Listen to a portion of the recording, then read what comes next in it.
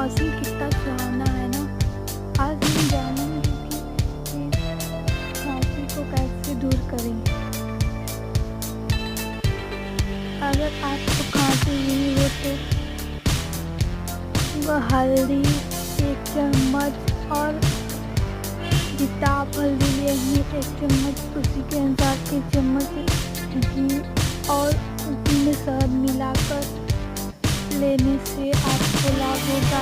इससे आपकी खांसी पूरे दिन में सही हो जाए।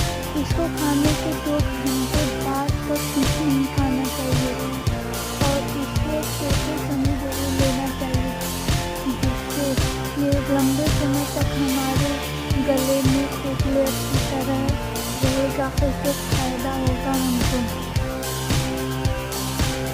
और जब एक दिन में ही हमारी खांसी दूर हो जाएगी, इसमें आपको बहुत फायदा होगा। धन्यवाद। आपको हमारी वीडियो